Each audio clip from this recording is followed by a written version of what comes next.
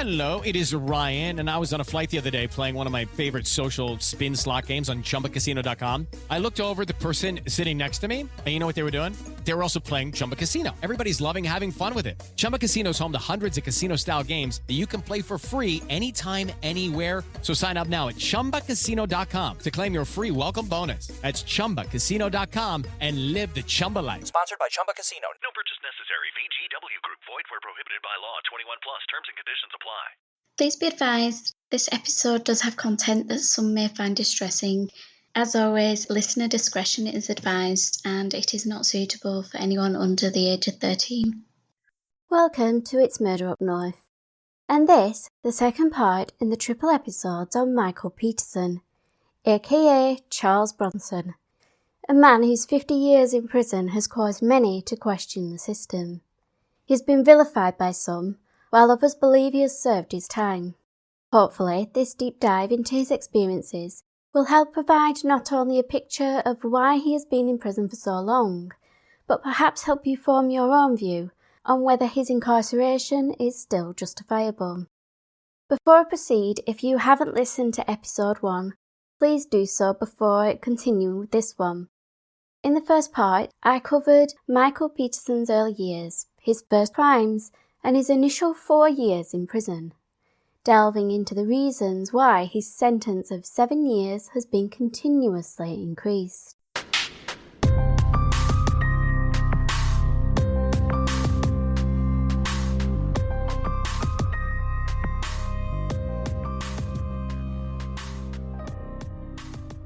After 4 years within the prison system, Michael's actions had escalated to the point that his mental state was called into question, resulting in 3 doctors certifying him as insane through the Mental Health Act, under which he would be detained indefinitely within a psychiatric facility.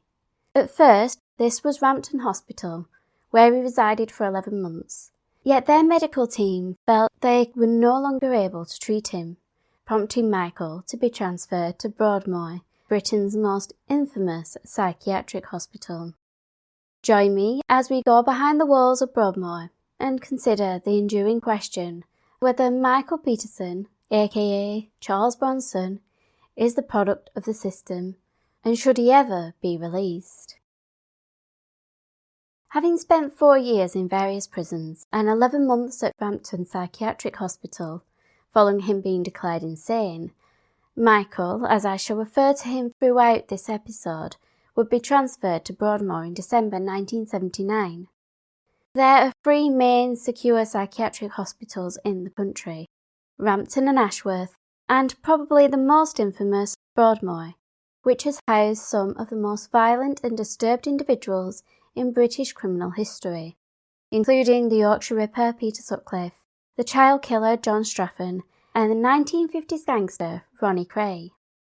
But not all of the patients were notorious, with many of them ending up there for seemingly minor offences, such as its youngest ever resident, 10-year-old William Giles, who had been sent to Broadmoor in 1885 after setting fire to a haystack. He remained there until his death, 77 years later. The facility was founded in 1863, after the Criminal Lunatic Act of 1860 came into effect. The then titled Broadmoor Asylum for the Criminally Insane would initially house female patients, who were segregated from the male patients who arrived a year later. There were 2 buildings for women, known as Lancaster and York blocks. These had their own exercise yard and facilities, with all female staff except for the doctors. On the other side of a dividing wall were the 7 male blocks called Norfolk, Kent, Essex, Gloucester, Dorset, Somerset and Cornwall, although Michael would add there is an 8th block, which was the hospital cemetery. When Michael Peterson arrived there at the end of the 1970s, the facility had been in operation for 150 years.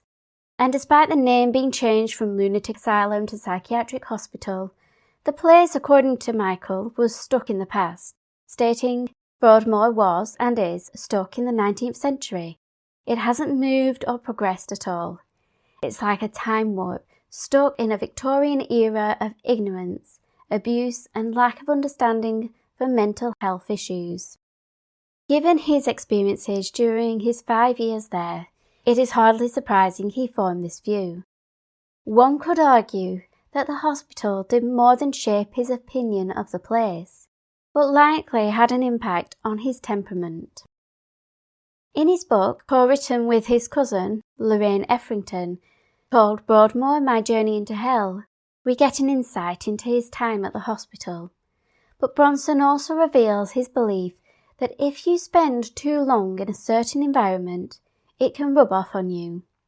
He used the example of Dr. Cooper, who had been the medical officer at Parkhurst Prison for 20 years, and was an individual Bronson had a great deal of respect for, particularly after Dr. Cooper spoke out against the harsh treatment prisoners were experiencing at the hands of prison guards.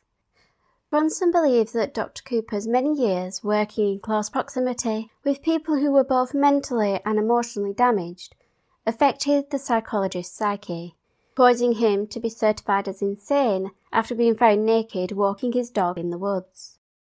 It was Dr. Cooper, however, who had treated Michael at Parkhurst, and he had warned him that the path of destruction he was on would only lead to him being institutionalised, a prediction which came true when Dr. Cooper, alongside 2 other doctors, declared Michael Peterson insane. Michael was 27 years old when the van drove through the gates of Broadmoor Hospital, and he was taken to Ward 1 in the Somerset block, which acted as an assessment unit, where an incoming patient would remain for up to 6 months before being placed on a ward suited to their needs. Here he was greeted by nurses, or as he would view them, guards in white coats, with the same look of disdain and mistrust in their eyes that he had become so accustomed to. He was taken to have a cold bath, with 10 nurses in the room with him. Their very presence had already begun to rile him up, but when one of the nurses grabbed Michael's arm to get him out of the bathtub, he snapped, headbutted the man, only to face the other 9 nurses, who physically restrained him, and without allowing Michael to dress, they carried him to a 10-foot by 5-foot room where he was thrown on the floor and left naked and alone. When writing about his experiences 30 years later, the visceral nature of this room still seems fresh in his mind, and he recalls the stale smell of urine in the soulless, unfurnished and unheated room, going on to point out that he couldn't even control when the light was on or off, as the switch was in the corridor. From these initial moments he determined that Broadmoor was no different from prison, despite the claim that it was a facility to treat the ill, not punish the criminal. Another connection he would draw between Broadmoor and prison came through some of his fellow patients, when he learned that individuals he had been incarcerated with were also on the wing. Michael was delighted when he entered the day room to find Ronnie Cray, whom he had become acquainted with at Parkhurst, and Colin Robinson, a man Michael had met when he was first imprisoned in 1974. The presence of these 2 men would help him settle during his first few weeks, surrounded by the madness of the 20 other patients on the ward, some of whom were very dangerous, including Ronnie Cray, who was a violent schizophrenic without medication, and he could be dangerous and unpredictable. But when his condition was under control, Michael found him to be a gentleman, a great companion, and a good friend. Other patients demonstrated some bizarre behaviours. Some publicly pleasured themselves, one often walked round naked while covered in faeces, and there were those who could be perfectly calm one minute, and then the next they would explode into screaming, shouting or violence. During his 6 months on Somerset Ward 1, Michael witnessed a patient bite another in the face. One patient poured hot porridge over another, while one individual violently attacked his own mother during a visit. Alongside these incidents were sex acts being carried out in the toilet and vandalism. Somerset was the perfect introduction to the insanity Michael would witness over the next 5 years. He too would have his moments of madness. On one occasion, while sitting in the day room with Ronnie Cray, he became aware of a man watching them. Ronnie warned him that the man was strange, which Michael was about to find out when he confronted the man for staring. The individual asked Michael to accompany him to the recess, which is the area where the washing and toilet facilities are.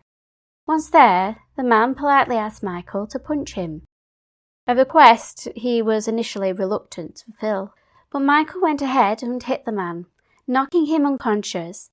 Yet when the individual came to, he seemed to have gained pleasure from the experience.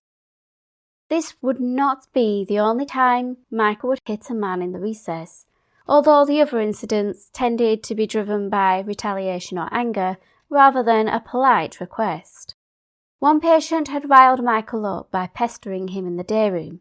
In an attempt to warn the man to back off, Michael grabbed him by the throat and told him to go away. But as soon as his grip was released, the patient attacked him, prompting Michael to punch him in self-defense. It was Michael, however, who would end up being reprimanded for the situation.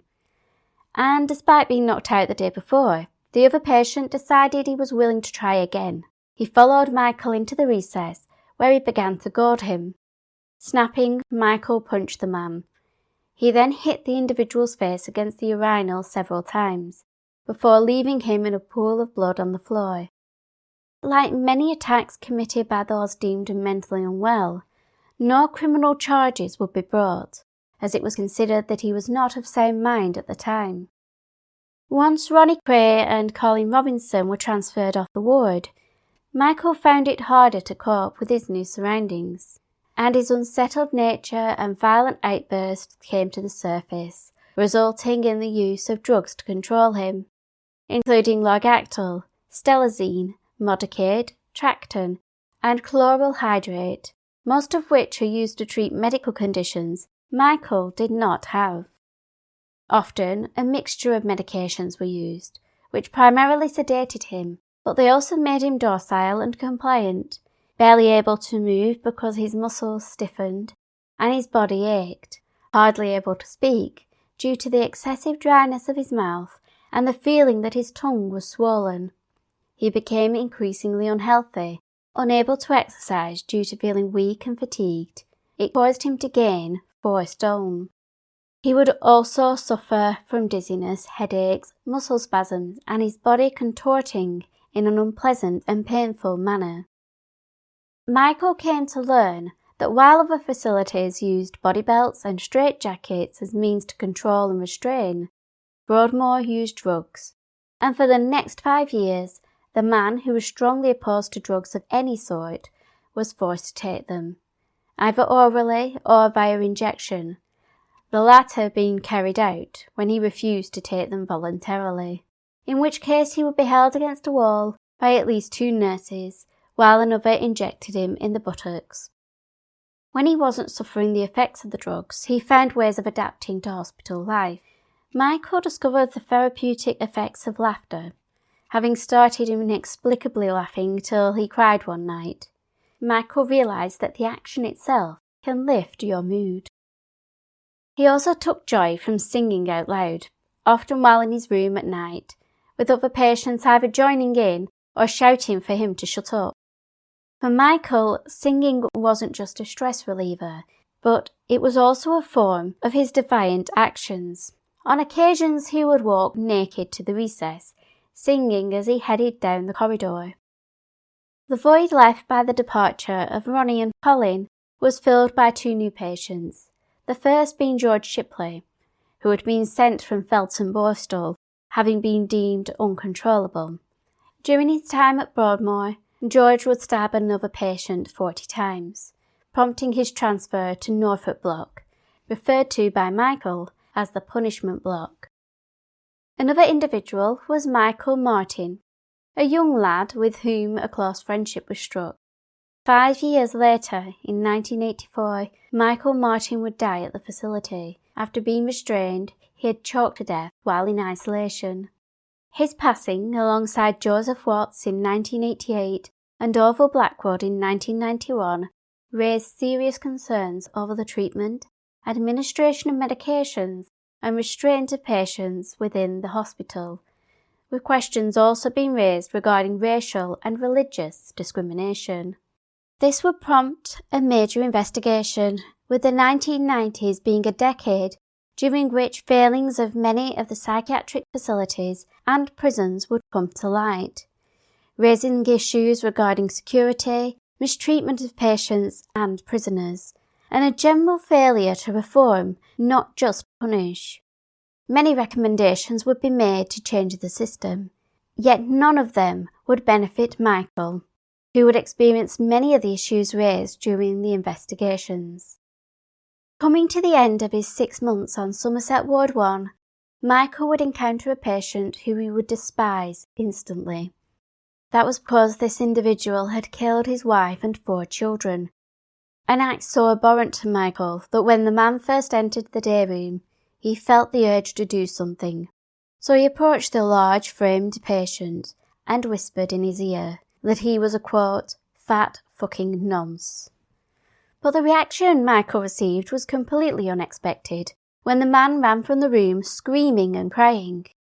Moments later, Michael was called into the office of the man in charge of Broadmoor, the medical superintendent Dr. Patrick McGrath, a good and compassionate man who had treated some of the most depraved individuals. He also had the ability to refuse admission to those he deemed untreatable. This included Moore's murderer, Ian Brady.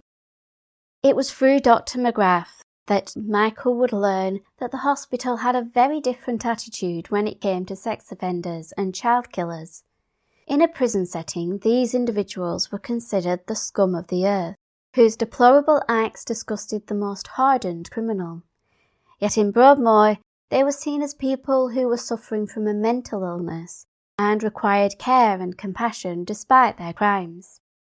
Admittedly, a hard concept to accept, given the lack of care or compassion that had been shown to the victims and their families. Yet hospitals are there to help the sick, while prisons are intended as punishment, although Michael found that the line between the two was often blurred. Having been assessed on the Somerset ward for 6 months, Michael was transferred to the Gloucester block, which held 60 patients, most of whom were aged between 40 and 60, and had spent many years within the hospital walls. Along with the aged population, Gloucester Block was one of the most dated buildings in the complex, where the obsolete oil lamps were still visible and the cutlery bore the emblem of Broadmoor Lunatic Asylum, a name which had been defunct for 20 years. The first thing that made Michael uneasy about the new block was his sleeping arrangements, with him being informed he would be in a dormitory with 7 other patients. This for a man who had spent the majority of his time in solitary confinement for the last 5 years, and had grown accustomed to the peace and quiet of being alone, was very disconcerting. The thought of sharing a room made him uneasy, but when he requested a private one, he was told that was a privilege which was earned after 3 years. Unaware of how his first night in the dorm would be, Michael tried to take his mind off it by exploring his new surroundings. In doing so, he passed the room of Ernie Johnson, who invited him in for a chat. Ernie sat on his bed, smoking a pipe in a room he had occupied for 12 years, and had made it his home. The walls were covered with pictures of loved ones, some of whom he had not seen since he had been sent to Broadmoor 35 years earlier for killing 2 men. Michael found great comfort and wisdom from his many chats with Ernie, and the old man, along with the other patients on the ward, made Michael contemplate his own future. Observing that many of the men he was surrounded by were completely institutionalised, too far gone to speak, never mind return to the outside world. The docile nature of the patients on the block did make for a peaceful environment, particularly in the garden, where Michael would sit by the pond and watch those around him, acutely aware that he too was being watched by nursing staff who would compile daily reports on each patient, from their behaviour to how much they ate at mealtimes. As darkness fell on his first night, Michael headed to his bed with an uneasy feeling growing as he considered who he was sharing a room with, why they were in Broadmoor, and whether any of them would try to kill him in his sleep. Most of the men were physically unfit, slow and overweight, likely due to the medications they were taking. Due to the physically poor conditions the men were in, they would cough and become out of breath, noises which irritated Michael as he tried to settle to sleep. Yet another issue would rise as the patients around him started passing wind. Used to the silence of solitary, every cough, sniff and shuffle seemed amplified, raising Michael's unease, and as the other patients began to drift off to sleep, a chorus of snoring began, further adding to his discomfort.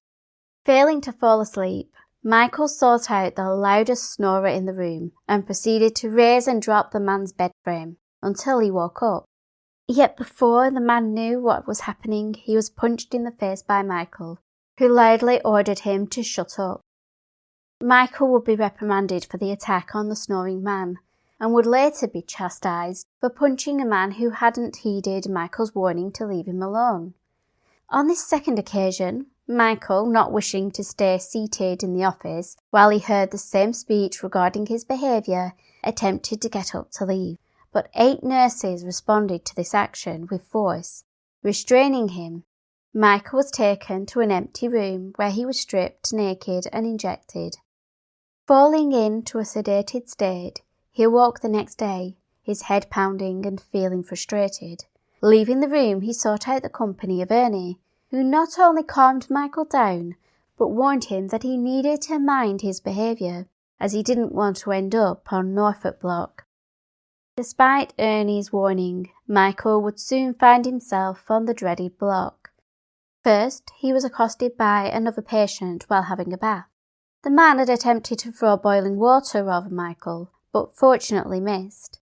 Yet Michael was not going to let the man get away with it, and chased after him, only to find his attacker had requested that the nurses place him in solitary to protect him from Michael.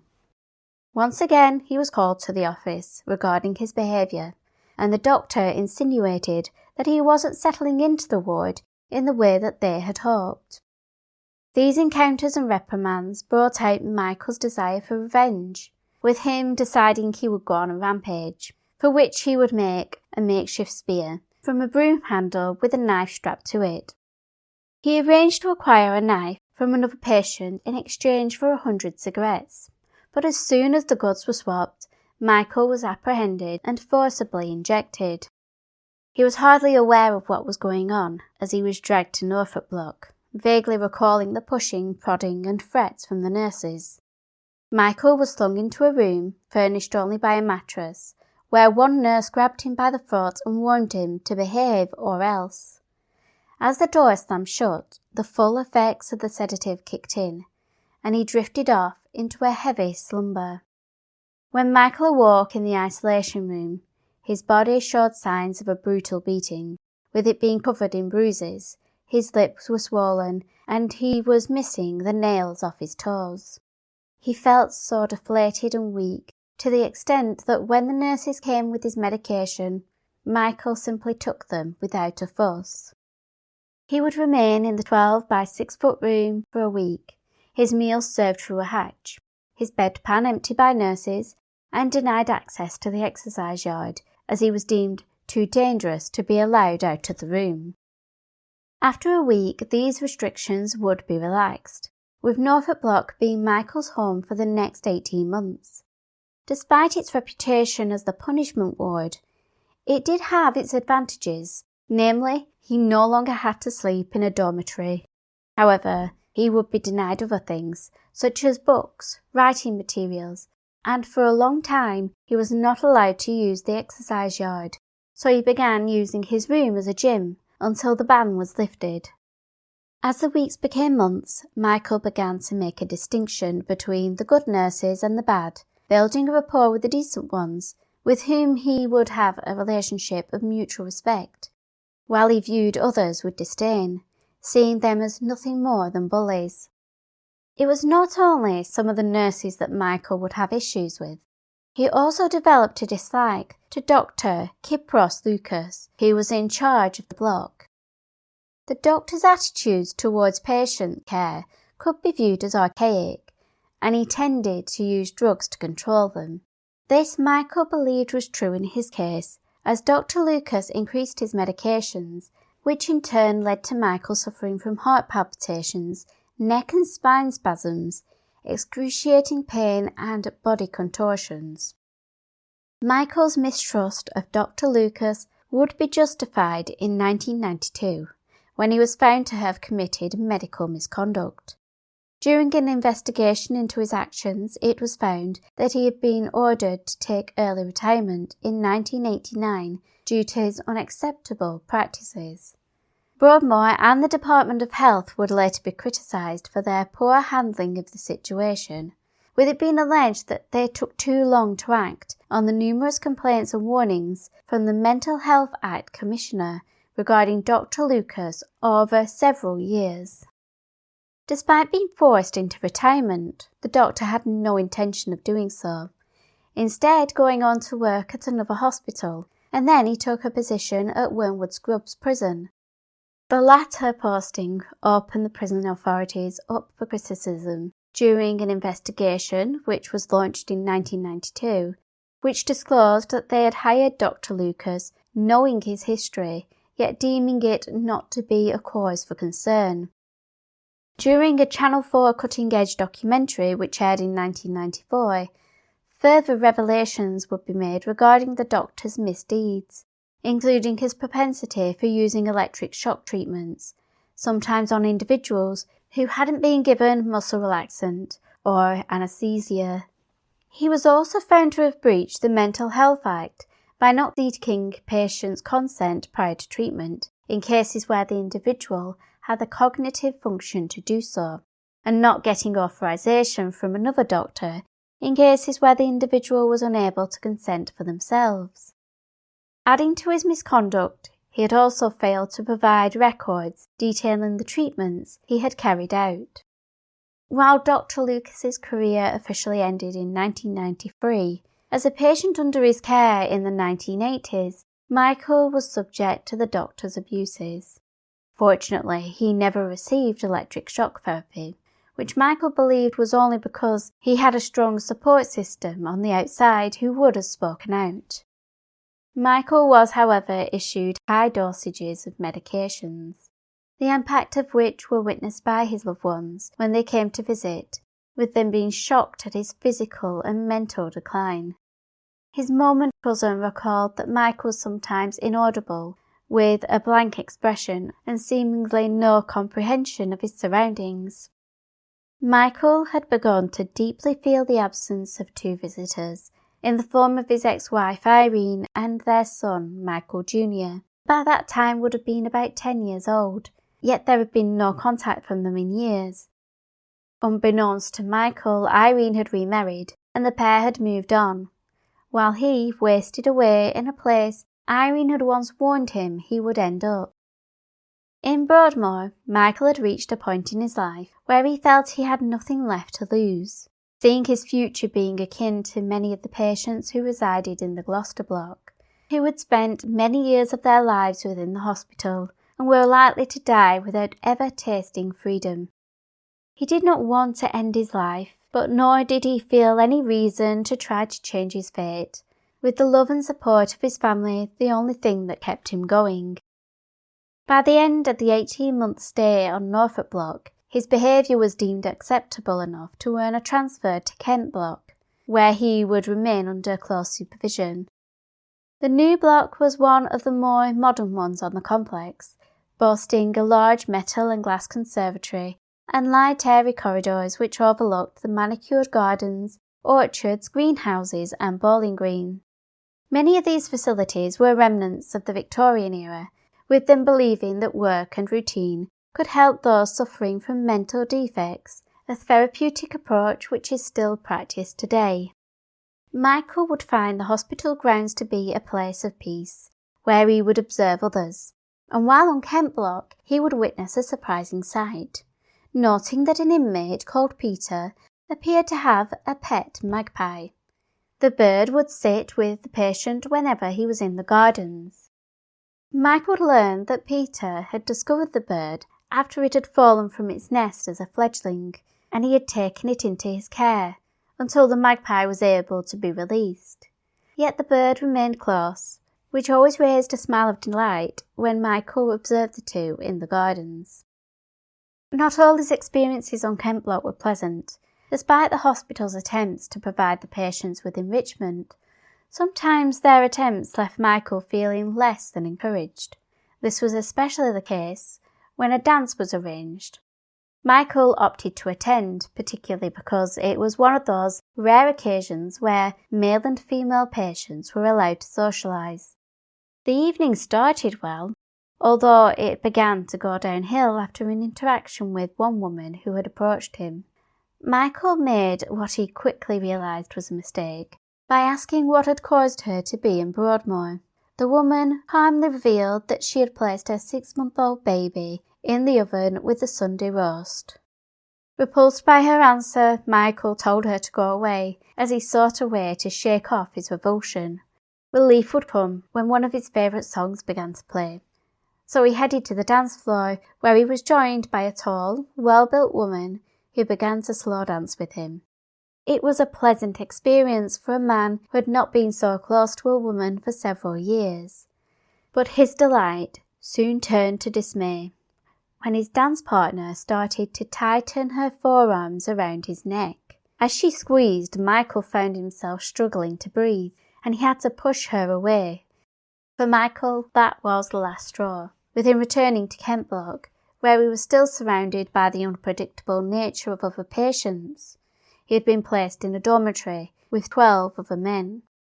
Amongst them was George Robinson, a man he would develop a mutual dislike for. George occupied the neighbouring bed, and the pair had an instant disdain for each other, which had started with harsh words, but would soon escalate when the cross words and threatening looks turned violent, while the pair were in recess together, resulting in Michael punching George several times. This did not end the animosity between them. One day Michael would find his adversary tampering with a lock on his locker, which contained Michael's personal belongings. Flying into a rage, he grabbed hold of George and dragged him into the recess, where he warned the man to request a move from the dormitory or else he would kill him. Yet George did not heed his warnings, nor did the hospital take action to prevent the situation from escalating, with George continuing to sleep in the neighbouring bed. From his experiences in prison, Michael recognised that this was becoming a situation of kill or be killed, and he was determined to act first. No personal belongings were allowed in the dormitory, so clothing, food and other items were kept in a locker. Amongst Michael's possessions was a silk tie, which he cherished as it was a gift from his father, but he decided he would use it to rid himself of his George Robinson problem. Securing the tie around his waist, he concealed it beneath the band of his pyjama bottoms and managed to smuggle it past the nurses who conducted a search of the patients before they entered the dormitory. Having successfully brought the weapon into the room, Michael proceeded to settle on his bed and waited. The lights of the dormitory were extinguished, leaving only the red glow of the nightlight to illuminate the space. One by one, his fellow patients drifted off to sleep, with the usual chorus of snoring. But Michael did not sleep. His eyes watched the neighbouring bed and listened for the nurses doing the hourly checks. Just after the nurse had been at 11 p.m, Michael became aware of George sitting up, swinging his legs out of bed, with his back to his enemy. George leant forward to put on his slippers. Swiftly, Michael sprung from his bed, and in a flash, the tie was pulled tight around George's neck. The noise of the man choking and struggling woke the other patients, who started screaming and shouting. George's body had started to convulse, his skin turned grey, and foam frothed at his mouth. But suddenly the pressure on his neck was released, when the tie snapped. Hearing the nurses approaching, Michael changed his tact, and acted as though he was trying to help George, with Michael claiming that he had started choking. To his surprise, as the nurses fought to revive George, they found a blade concealed in the man's pyjamas, a weapon Michael suspected was intended for him. In his mind, this justified his belief that he had to strike first. He also came to another realisation with regard to the tie snapping, believing it was fate's way of saying he wasn't meant to be a killer, and that it was not his place to be judge, jury and executioner. Michael's attempted pretense at helping George did not stop the finger of suspicion falling on him, and once again he returned to Norfolk Block. The treatment he received on Norfolk only added to Michael's growing resentment towards Broadmoor, including an unprovoked beating he endured from nurses while in the exercise yard. It wasn't only Michael who suffered at the hands of the so-called caregivers, with the nurses stealing patients' food, kicking the doors and flicking the lights on and off at night, and intentionally spilling water on mattresses. Michael had also become convinced that they had been lacing the custard with Logactyl, known as liquid cosh, due to its subduing effects. In all, he perceived the nurses as nothing more than bullies, and he sought to do something to humiliate them. Becoming frustrated by the manner in which he and his fellow patients were being treated, Michael grew desperate. At first he considered escaping, going as far as to acquire a set of car keys and a piece of wire, which he used to cut through the window bars during the night. By 5 a.m. one morning his plan was almost complete. The bars could be removed with a simple tug, but first he needed a reason to stay in the room. He told the nurses he felt unwell. They did not let him linger, insisting that Michael went for a shower. But while he was in the recess, the nurses carried out a search of his room and uncovered his plot. This did not deter him, however. If anything, it only provoked him to try something more audacious, which he would allude to during a surprise visit.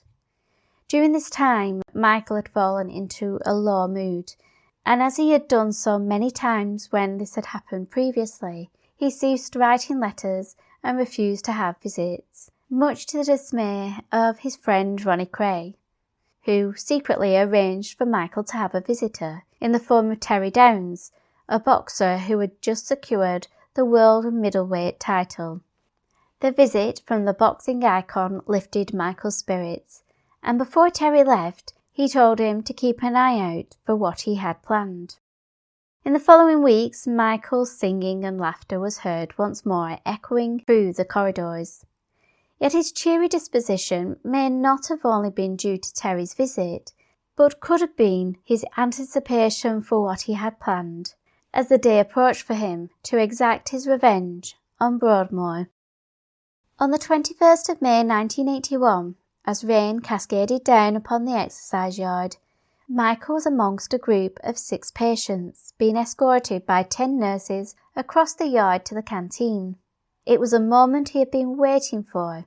He broke free from the line as the sounds of whistles and boots pursued him. It had to happen that day, as this was the week that Dr. Patrick McGrath, the medical superintendent, was due to retire after 23 years of service. He was a decent man, but he was also the head of the hospital and had to be held accountable for how patients were being treated under his watch. Michael planned to make Dr. McGrath and the hospital pay in the most public manner possible. Drawing on the experience he had gained from his job painting and climbing steel structures many years earlier, Michael leapt onto a nearby drainpipe. But his plan was almost scuppered when a hand grabbed hold of his leg, yet one swift kick with his free foot forced the nurse to loosen their grip, and by the time they had regained their composure, Michael was out of reach. As the prison alarm blared and many nurses appeared down below, Michael continued his ascent. His efforts hampered as he cut his knuckles on the sharp brickwork, with the blood mixing with rainwater making the metal pipe slick. Reaching the top, he had one more obstacle to overcome. But this one was the biggest risk. He was several stories above the ground, and above him was the ageing metal guttering. Michael didn't have time to consider whether the fragile Victorian fittings would hold his weight. He just had to hope that they would. As he climbed onto it, he could feel it shift, and the metal creaked as it took the strain. But it did hold, and Michael pulled himself up onto the rooftop, elated and exhausted. It wasn't long before Dr. McGrath called him from a nearby window, inquiring why he had climbed up there. But the doctor only received a request for sandwiches, a cup of tea and some cake, all of which were quickly retrieved. During this time, the sun had emerged from behind the passing rain cloud, and Michael removed his clothing and laid it out to dry. Meanwhile, a nurse who had built up a rapport with Michael over the previous months appeared at the window where Dr. McGrath had initially been and attempted to ascertain his motives. But Michael just advised him to tell the superintendent to say goodbye to his roof. For 10 hours, Michael proceeded to demolish the roof, ripping up tiles, pipework and wiring with his bare hands, hurling the pieces off the building, aiming the tiles at the windows of the workshops and casting them over the external wall in hopes of hitting the cars that were parked up. As he went about his destructive rampage, dust and debris was stirred up, getting in his eyes and on his throat. His hands were cut to shreds, but he didn't care, as he continued to inflict as much damage as possible. He was aware of the emergency crews on standby below, alongside an ever-increasing crowd of spectators, some of whom were encouraging him to jump off. As night descended, Michael found a secure spot to lie down, away from the beam of the searchlight, away from the commotion below, and the unpredictable chaos on the wards. He had found a place which gave him his first taste of freedom in 7 years. And although it could never replace being released from incarceration, which, had he behaved, would have likely occurred in 1981, instead he was on the roof of Broadmoor, beneath the open sky, where he contemplated his life, before bursting out into song. With the sky darkening, the crowds outside the gates dispersed, and the lights on the woods and those in the distant villages were extinguished. As the world below went to sleep, Michael Peterson slept on the rooftop. Awakening the next morning, his body ached and trembled with cold as a sharp pain emitted from his lower abdomen. The combination of dust and damp stung his eyes and made his chest hurt and his throat feel dry. Driven by a need to quench his thirst, Michael sought out the nearest source of water, the hospital tank, and despite finding a deceased bat floating in it, he drank handfuls in order to soothe his throat. The next issue was the rumbling of hunger in his stomach, which he sated by eating moss, some bird eggs and a deceased pigeon, although the combination would cause him to be violently ill. Longing for some proper food, he was almost lured off the roof by the smell of cooked bacon and onions. But he knew that this was just a ploy used by the authorities to end sieges, and Michael was determined not to budge. As the day progressed, the crowds began to gather once more, along with the usual chance for him to jump. He tried to ignore them, and pushed away his own negative thoughts that he might fall off the roof. Yet in his mind, Michael was prepared to die up there, believing he had nothing to lose, and suspecting it would be a great embarrassment for the hospital. The following day his resolve would waver at the sight of his father and 2 brothers, John and Mark, passing through the hospital gates. They were able to convince him to come down, but Michael would only do so on the conditions he got some fish and chips, a cup of tea, and most importantly, time to speak to his family, without whom he believes he would have remained on the roof. Despite being offered a ladder, Michael opted to climb back down the drainpipe, and once his feet were on the ground, he was escorted to see the doctor, where his wounds were checked, and he was diagnosed with pleurisy, which is an inflammation of the lungs, and caused the chest pains he had been feeling. After being washed and given clean clothes, he was allowed to see his family, before being taken back to his room, where a plate of fish and chips was waiting for him. He received all this kindness, despite causing millions of pounds of damage and bringing a humiliating end to the career of Dr. Patrick McGrath. As the months turned into another year within Broadmoor, Michael struggled with bouts of depression and suicidal thoughts. He was plagued with the feeling that he had failed his loved ones, and he had been worn down by the endless cycle of medication and punishment. This, combined with the patients around him Their suffering, screams and outbursts of violence caused him to be continuously on edge. The thought that this would be his home for the rest of his life played upon Michael's mind, along with the despair that he was sharing the space with individuals who had committed some atrocious acts. Determined to not let the system beat him, Michael found ways to cope with his intrusive thoughts and took up meditation and yoga, which helped him find an inner calm amongst the chaos and allowed him to control his emotions. The benefit of his new regime became apparent when he was confronted with a situation which would challenge everything he had come to believe in.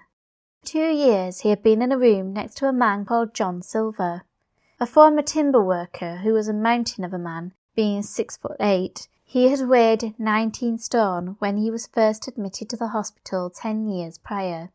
Yet over the years he had lost 7 stone and had begun to appear frail. His crime was one that sickened Michael, leaving him feeling only contempt for his fellow patient, who, on the 7th of September 1968, had taken his wife and 4 children out for a picnic near Littlehampton in Sussex. Yet this idyllic scene was soon shattered when John proceeded to tie up his wife, who did manage to escape from her husband, but their children fell prey to his violence as he attacked them with a claw hammer. His wife survived, but her 4 children, 7-year-old Catherine, 5-year-old Jonathan, and 2-year-old twins Inga and Robert, died from their injuries. Appearing at Chester Crown Court, 28-year-old John Silver entered a plea of guilty of manslaughter on the grounds of diminished responsibility. This was due to his history of mental illness and violent behaviour, with it being deemed he suffered from a psychopathic disorder. As such, he was committed to Broadmoor under the Mental Health Act of 1959, where he continued to be a violent individual attacking patients and guards. For 2 years, Michael had resided in the room next to Silver, a man he despised and refused to speak to, often hearing the nurses beating Silver, or his screams as the nurses pushed him against the wall in order to inject him with medication, Michael believing he deserved it for what he had done. Yet something changed one night when John Silver called out to Michael and asked him to help him end his life. Years later, when producing the book on Broadmoor, Michael was unable to explain why he reacted the way he did, but instead of dismissing Silver or ignoring him, Michael spoke to him. He reassured Silver that the dark thoughts would pass and that he shouldn't give up hope. In talking to him, Michael saved a child killer's life, something he questions to this day, wondering whether hearing the man suffering at the hands of the nurses for 2 years had caused him to empathise with him, or whether in that moment he felt that his fellow patient deserved to be treated with compassion. During the conversations, Michael asked Silver why he had killed his children, with him answering that he had only done so to protect them from the evils of the world. Despite his display of compassion, Michael couldn't understand Silver's reasoning, or shake off his contempt for the man. Nor could he comprehend that during the 90s, John Silver, a multiple child killer, was released from Broadmoor, while Michael, who hadn't killed anyone, continues to sit behind bars. When it came time for Michael to require an act of kindness, he would find the hospital slow to react, when in November 1982 he began to experience a severe pain which radiated from within his left ear, down to his jaw and neck. Despite his continuous complaints, it would take a number of weeks until someone was brought to examine him, but as soon as the doctor inserted a scope into Michael's ear, a searing pain ripped through his head, causing him to lash out. Swiftly the doctor was escorted from the room, and Michael was left alone, with his condition going undiagnosed. Unable to bear the pain any longer, he put in a request to have it checked at a hospital, and the arrangements were made for him to go and have a scan. Yet just prior to the appointment, it was cancelled, on the grounds that Michael had disclosed to Broadmoor staff that he planned to use the visit in order to escape.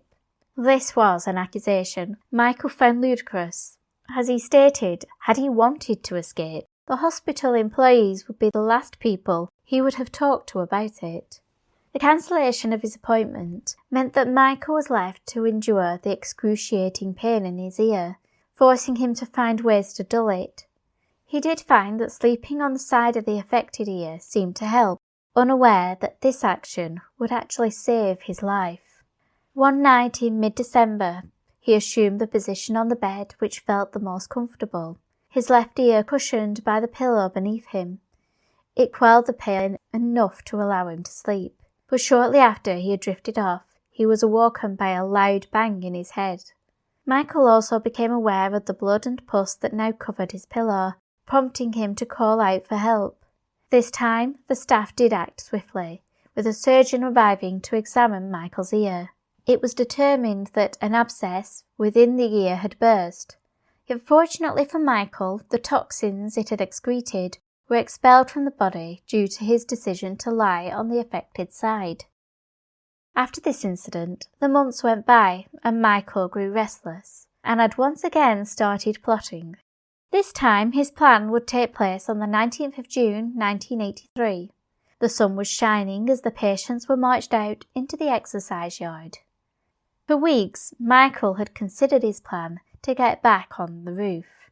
He had noted that the nurses stood in the same formation around the yard, and one stood close to a 7-foot-high toilet block, which Michael believed he could climb with ease. This he did after knocking the nearest nurse to the ground. Michael was out of reach before anyone could react. It was only once he reached the roof that he had chance to pause. He looked down and observed people arriving for visits. This included Ronnie Gray's mum, Violet, and his brother, Charlie. The first demand Michael made was that the hospital visit should go ahead, as he didn't want to deny his friend a chance of seeing his mum and brother. In exchange, Michael promised not to cause any damage. But once all the visitors had gone, Michael unleashed all his pent-up rage as he set about tearing up the roof on another of the hospital blocks, with each tile being a manifestation of the suffering and mistreatment he and other patients had allegedly endured. His anger was further stoked by the taunts from the nurses on the ground, who seemed keen to let Michael know what punishment awaited him when he came down. On the second day, the hospital tried once again to coax him off the roof, using the smell of cooked bacon and onion, but Michael remained steadfast.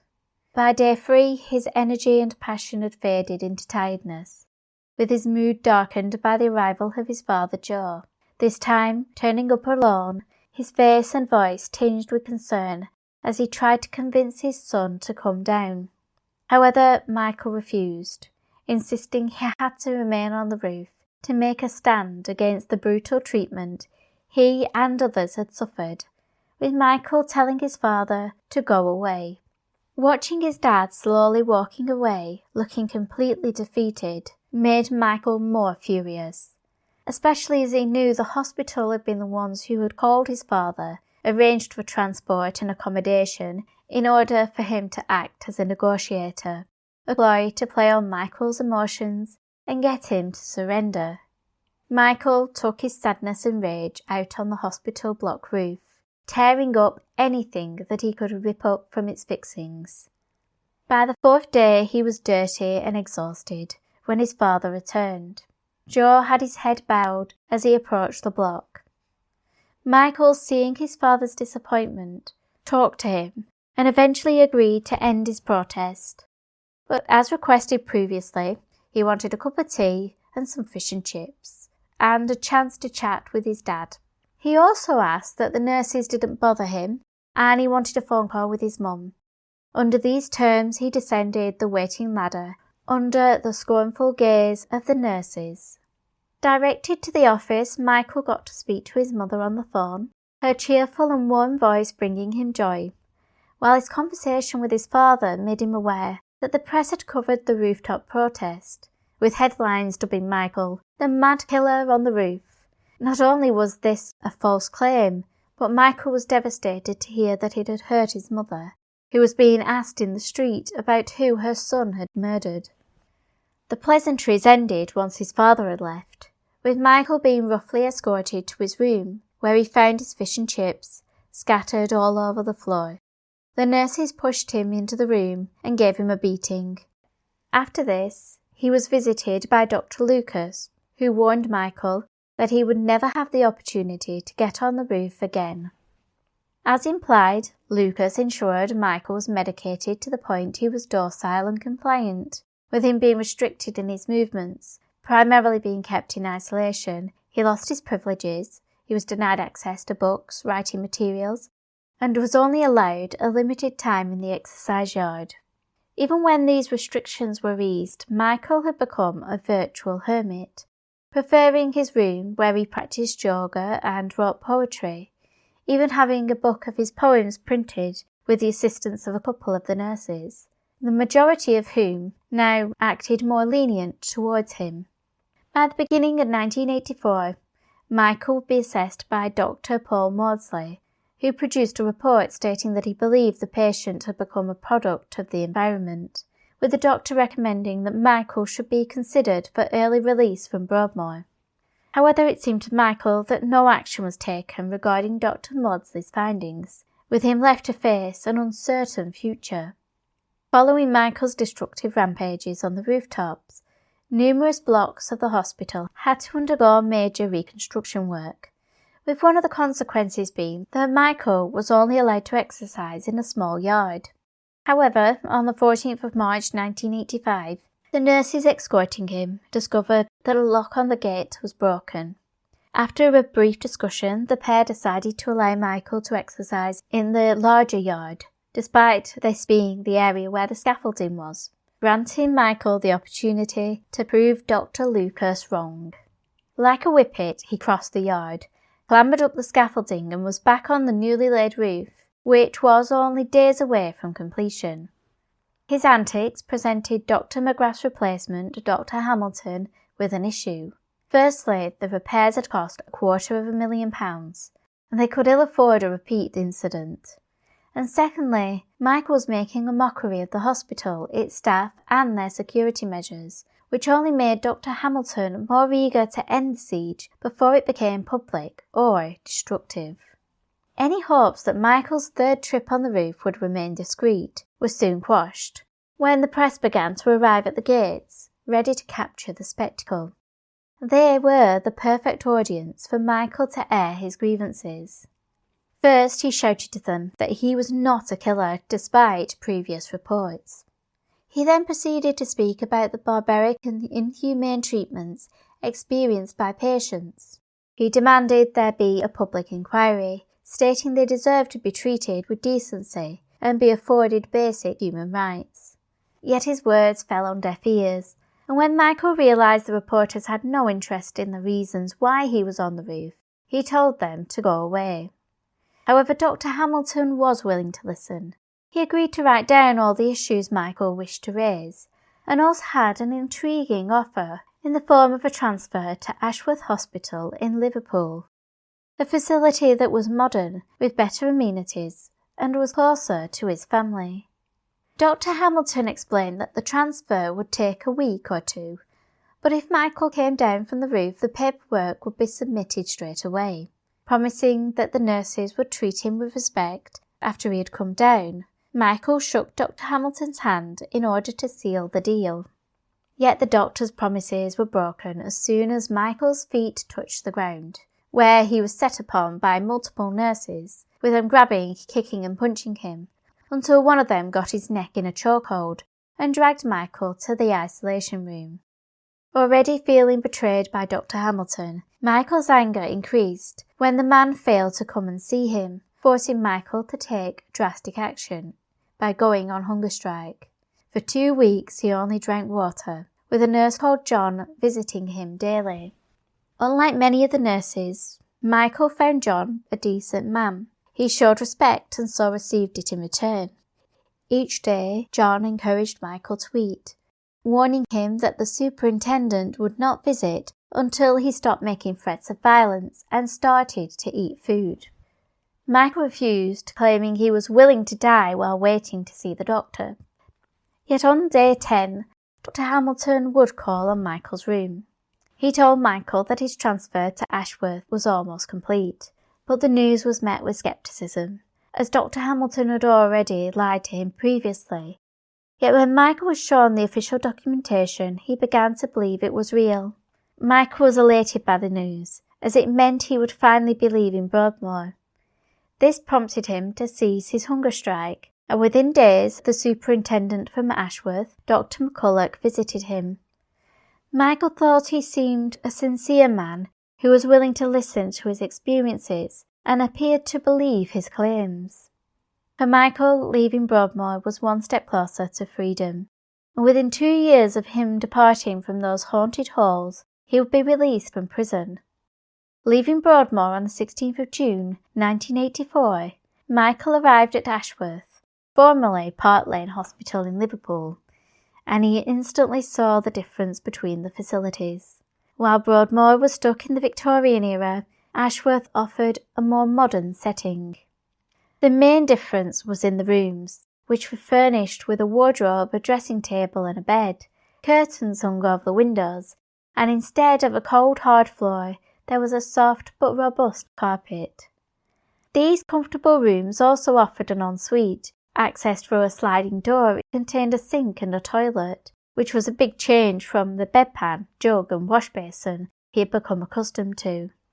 Another major change came with his new doctor, Chris Hunter, who took Michael off his medications and offered him a fresh start, with him being permitted to access the hospital's amenities, including an indoor pool, gym and library. There were, of course, stipulations to these privileges. If Michael caused trouble, he would lose them. He embraced the clean slate and found his mood improved. He could control his aggression and had come to understand the negative impact his acts of violence had on his life.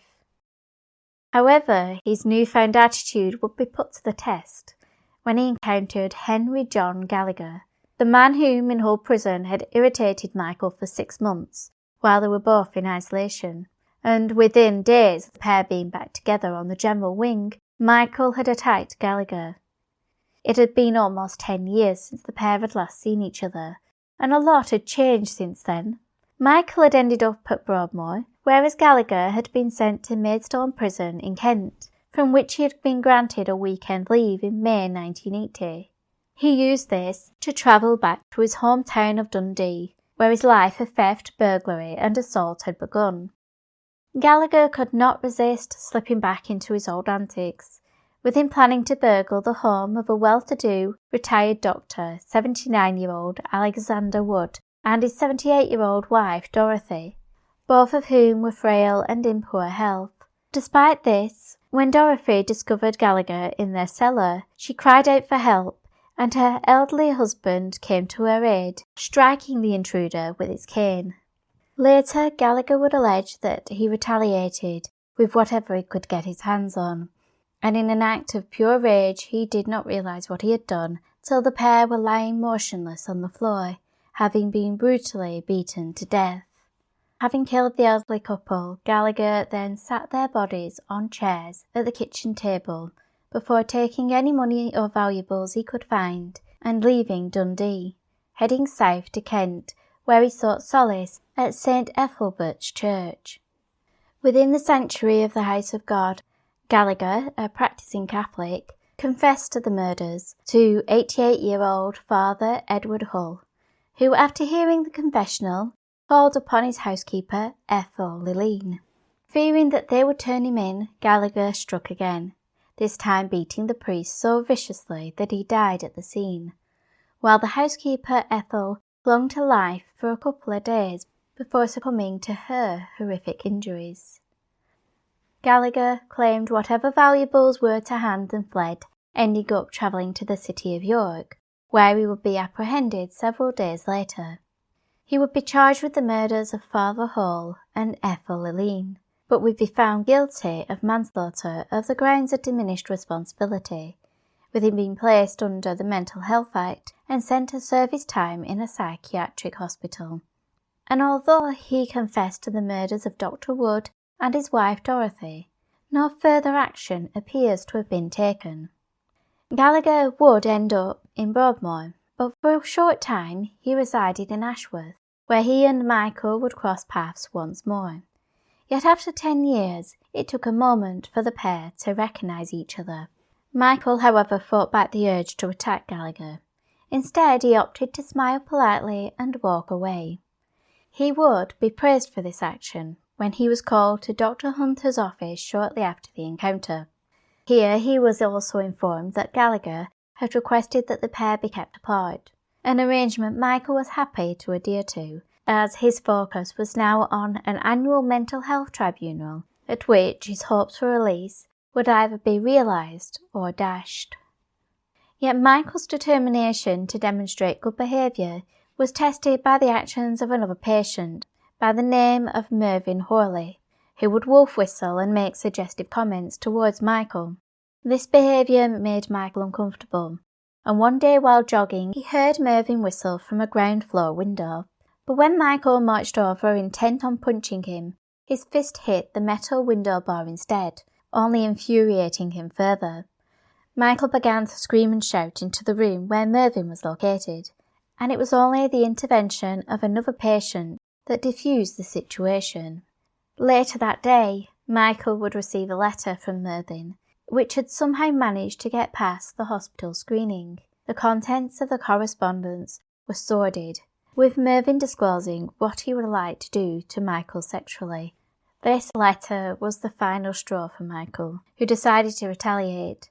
Following day, knowing that Mervyn would be leaving a workshop at a set time, Michael headed out for his daily jog. Yet up his sleeve he had a broken glass bottle. As the nurses started to escort the patients from the workshop and approached Michael, Mervyn blew him a kiss, which was the final insult, as Michael grabbed hold of him and pulled out the bottle, using it initially to ward off the nurses and other patients. When Mervyn tried to get free, Michael struck him in the face, causing the injured man to fall to the floor, where Michael stabbed at him continuously. It was only when he was surrounded by nurses that he ceased his attack, dropping the bottle and calmly allowing the nurses to escort him away to Dr. Hunter, who was waiting on the ward for him. The doctor sat and listened to Michael, showing genuine concern, particularly regarding how the letter had managed to pass the vetting process. And although he agreed that this shouldn't have happened, he also told Michael that his response was disproportionate to the deed, and that his actions had undone all his hard work and ultimately jeopardised his hopes of being released. The situation and his loss of hope caused Michael to spiral. First, he ripped apart his room, and the following day he attacked a patient, taking them hostage, demanding that he be allowed to call his cousin. Lorraine was more like a sister to Michael.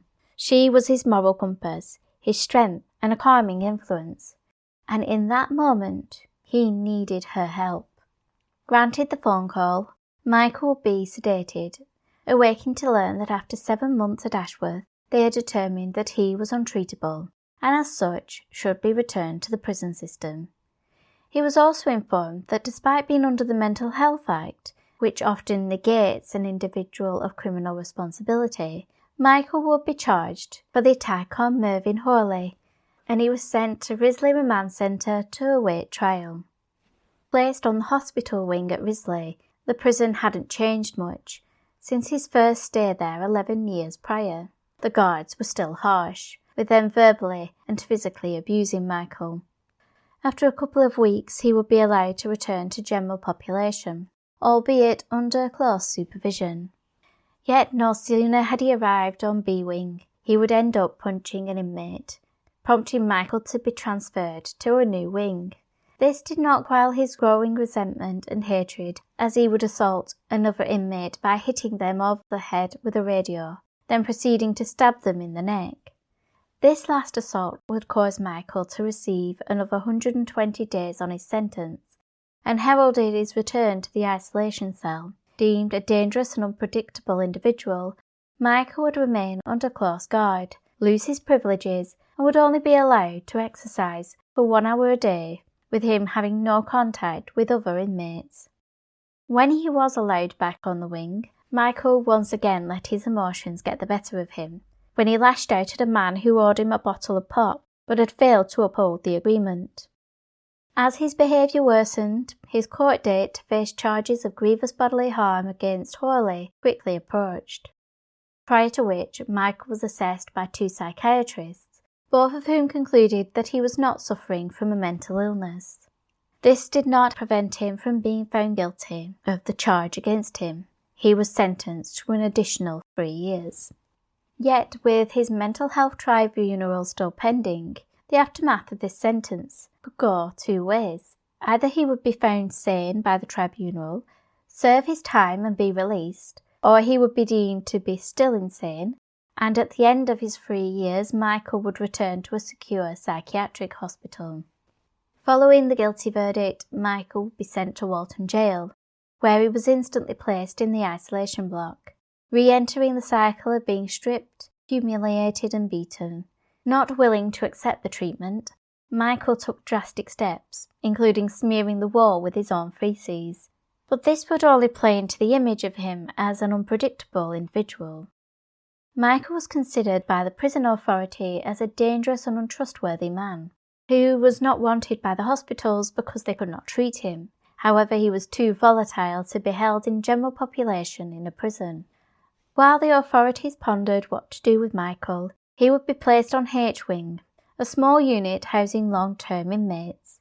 Yet this placement didn't last long before another altercation occurred. This time it started when an inmate swore at Michael, who retaliated with his fists. But before his blows hit their target, 5 other inmates grabbed him and proceeded to assault Michael. Despite being outnumbered and his body showing clear signs of an attack, he would be the one sent to the isolation unit, which to Michael felt like he was being punished, whereas from the prison's perspective, it was likely done to protect him from further attacks. When questioned about the incident, Michael simply replied that he injured himself, unwilling to provide names as he did not want to be seen as the prison grass. Michael, however, would take his frustrations out on the prison roof, managing to break free while in the exercise yard with 200 prisoners. He scaled the 5-story building on a bright June morning, where he would remain for 3 days. During this time, tiles and debris rained down, as Michael went on a destructive rampage, shouting down to the riot police on the ground that they should back off or he would jump. It was only when a psychiatrist and a nurse from Ashworth arrived to talk to Michael that he agreed to end his siege, on the condition that his demands were met. He insisted he would come down without a fuss as long as the guards did not physically harm him. He also asked to speak with his solicitor and demanded that the date for his mental health tribunal be set. And as had been customary with his demands, Michael requested he had fish and chips for tea. All this would be arranged, but he would be charged for causing £100,000 worth of damage. Yet his destructive impulses had not yet been sated, and within days he began to vandalise the prison block, resulting in guards intervening. They placed Michael in a body belt and escorted him to a van awaiting transport to Armley Prison in Leeds. As soon as the large contingent of guards placed Michael in the isolation cell, they removed his restraints, only for him to lunge at them, despite being greatly outnumbered. In retaliation, the prison officers set upon him, cutting Michael's eye, busting his nose and causing numerous bruises all over his body, as they tried to contain his large and powerful frame in order to reinstate the body belt and ankle straps. For 28 days he would be held in the isolation cell, considered to be so dangerous that when his solicitor, Ted Sexton, visited, he had any sharp implements, including his pen, confiscated as a precaution. Ted was then taken to see Michael, who was held in a cell within a cell, with a mesh door between them, and 0 contact permitted. The restrictions extended further, with Michael having to clean out his cell alone, denied anything that could provide mental stimulation, including books. Yet when he complained about his treatment to the prison governor, who per procedure made daily visits to high-risk prisoners, Michael was simply informed that he, quote, shouldn't climb on the prison roof then.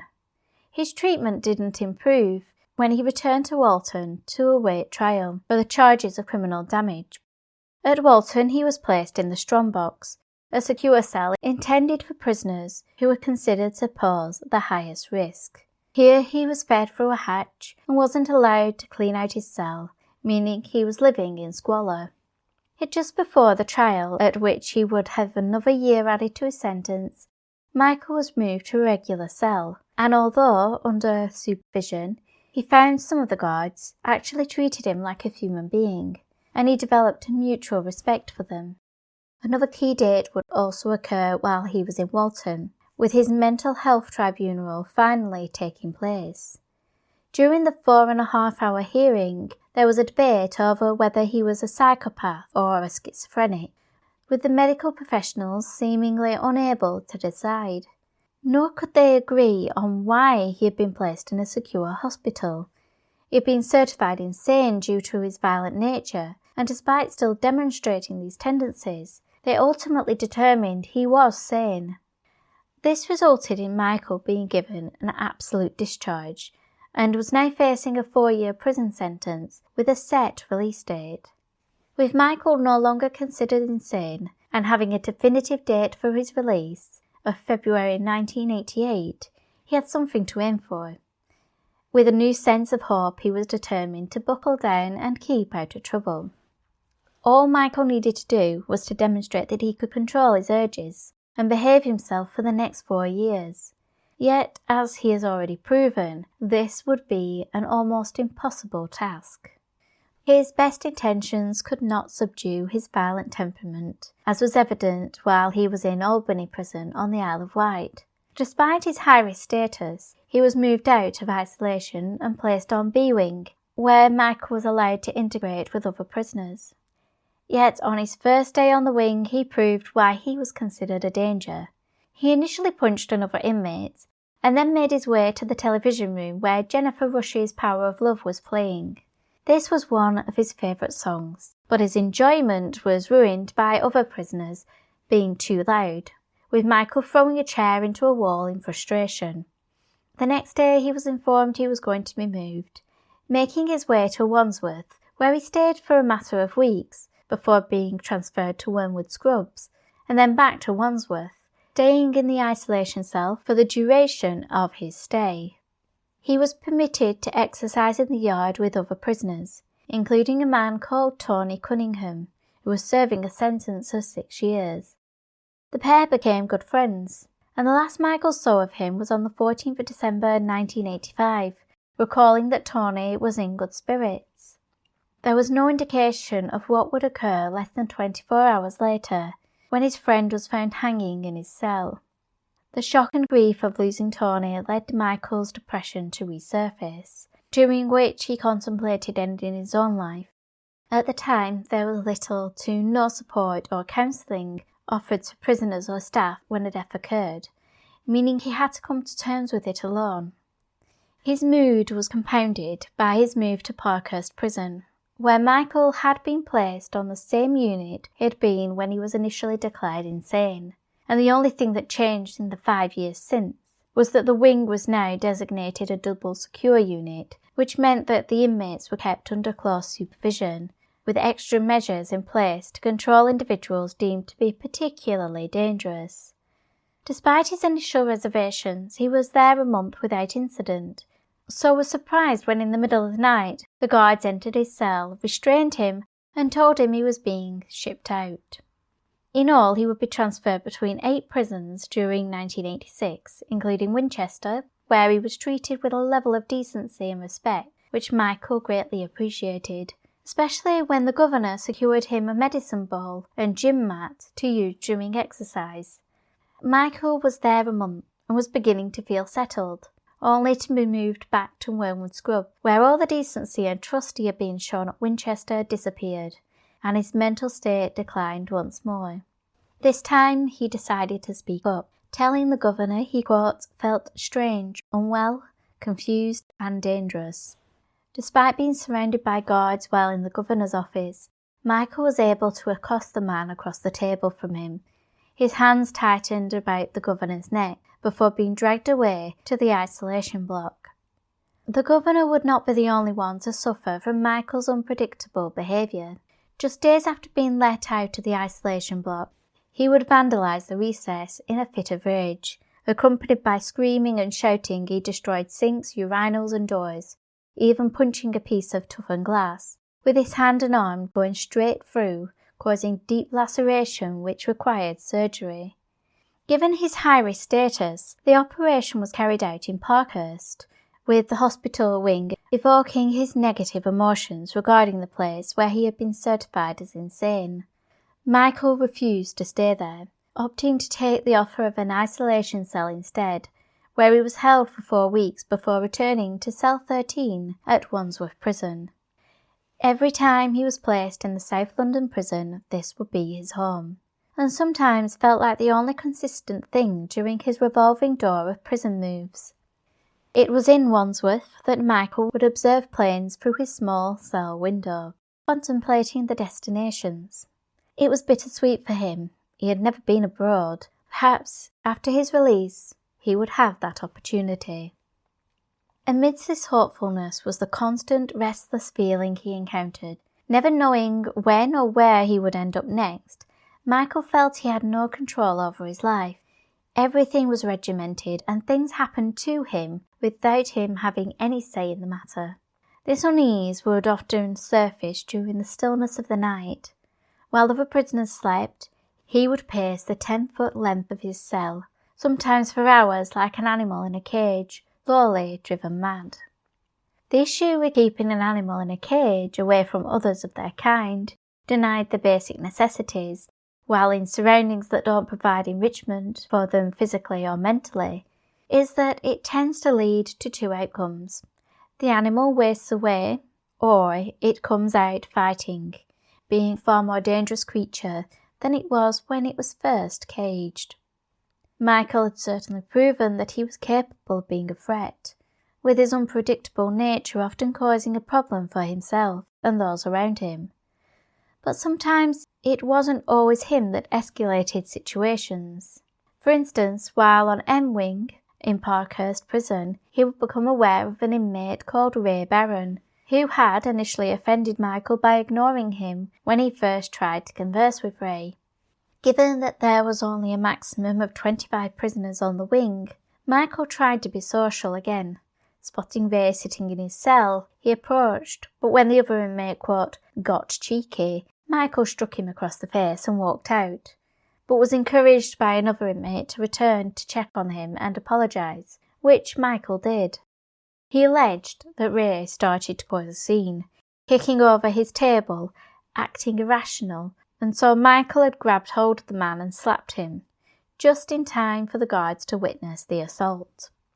Trying to defend his actions, Michael claimed that the pair were just messing around, but given his history and the fact Ray did not corroborate this, the guards escorted Michael back to the isolation block.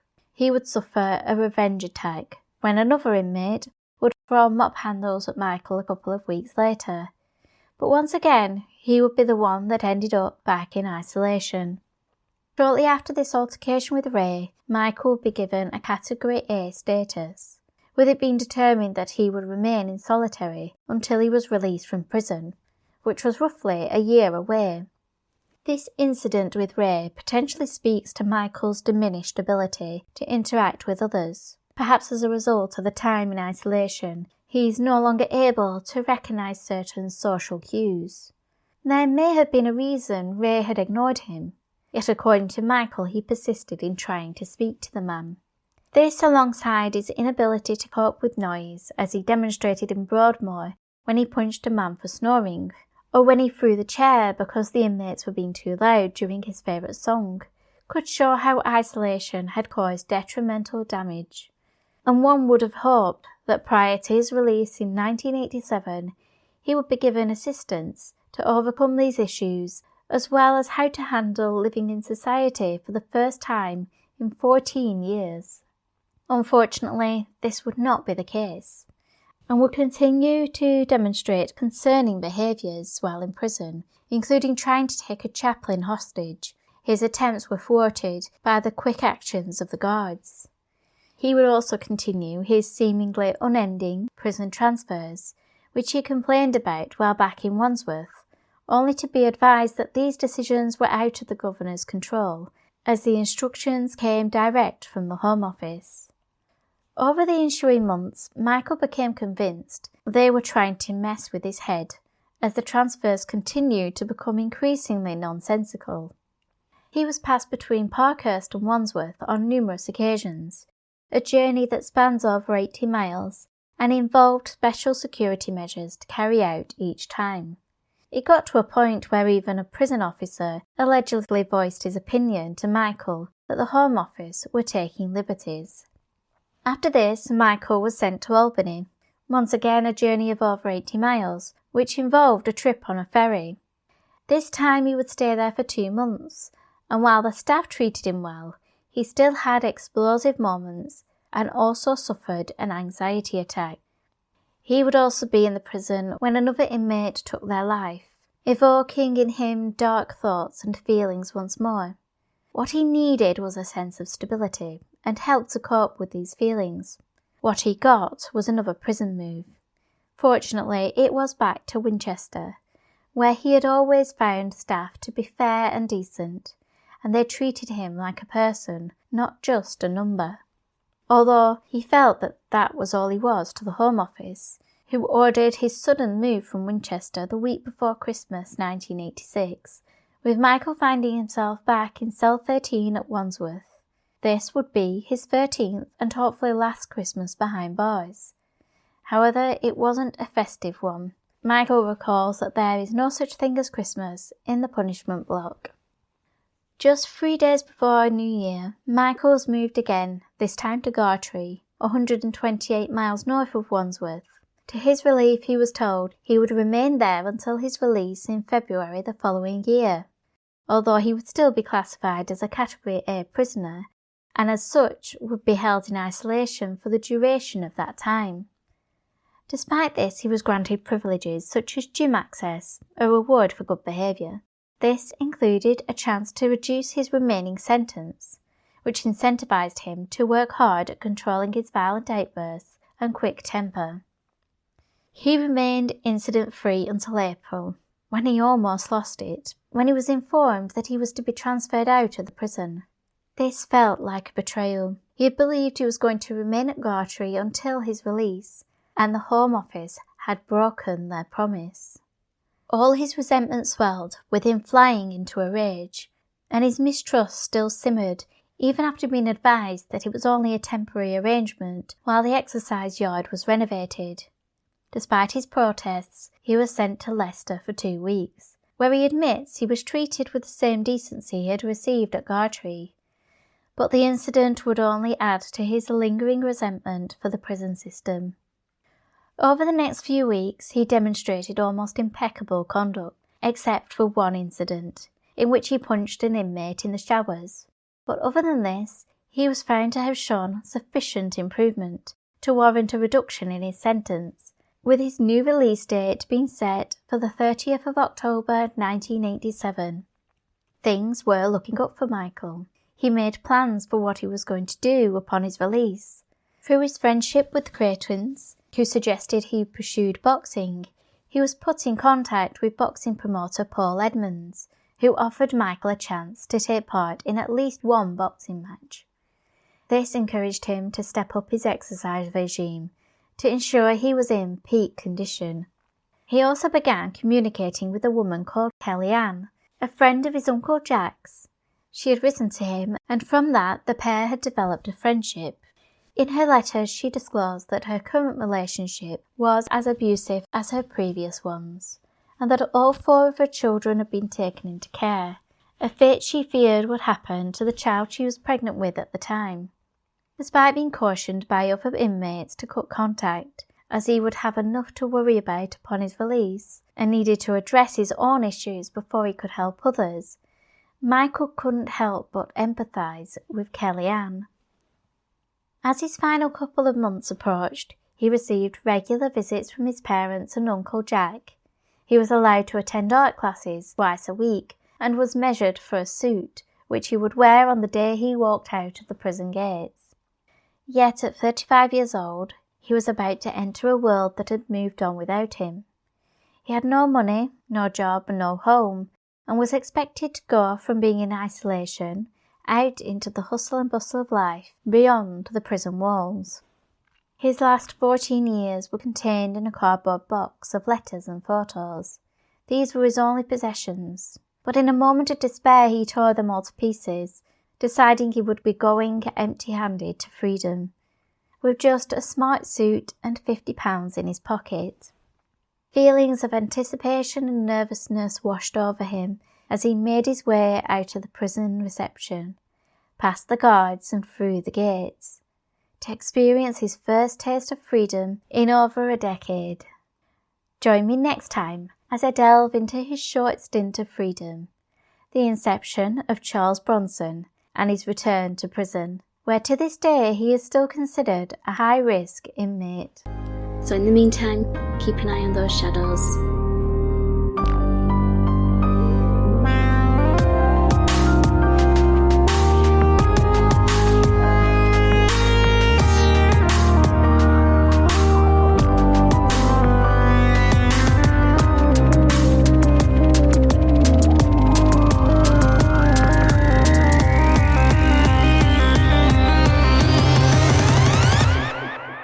Hey, it's Ryan Seacrest. Life comes at you fast, which is why it's important to find some time to relax. A little you time. Enter Chumba Casino. With no download required, you can jump on anytime, anywhere for the chance to redeem some serious prizes. So treat yourself with Chumba Casino and play over 100 online casino-style games, all for free. Go to ChumbaCasino.com to collect your free welcome bonus. Sponsored by Chumba Casino.